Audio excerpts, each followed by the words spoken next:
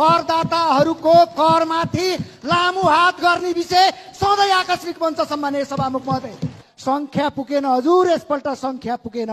संख्या पुगेका दिन अकुत कमाएर सम्पत्तिका मादकतामा मस्त रमाएर बेहोस भएकाहरूलाई बिउजाउने छौं।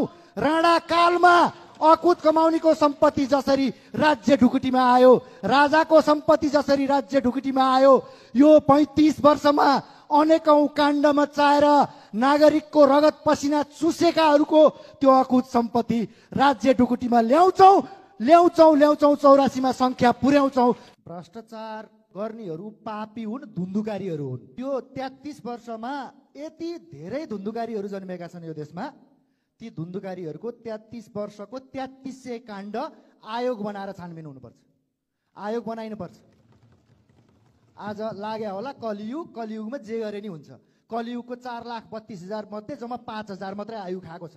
कलियुगले गर्न पाइँदैन जे पनि। यो 33 वर्षका 3300 काण्ड, चाहे त्यो लडाकु शिविरको काण्ड होस्, चाहे त्यो यो 33 वर्षका हरेक काण्डको आयोग बनाएर छानबिन हुनुपर्छ। यी 33 वर्षका 3300 काण्ड मध्येमा यही सदनभित्र छातीमा हात राखेर म भनौ त, त्यो भित्रको म अहिले काउकुती लाएर हाँसिरह होला। सक्छौं? सक्दैनौ।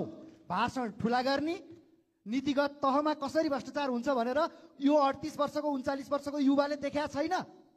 भ्रष्टाचार अन्त्यको महाअभियानमा जोडिएको यो पार्टीको एउटा सदस्यले देखेका छैन। छ भने आयोग बनाउन सरकार तयार छ कि छैन?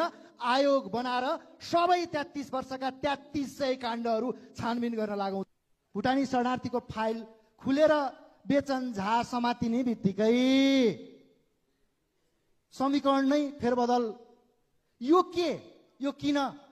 प्रश्न नागरिकले गरेका छन् र नागरिकले बुझेका छन्।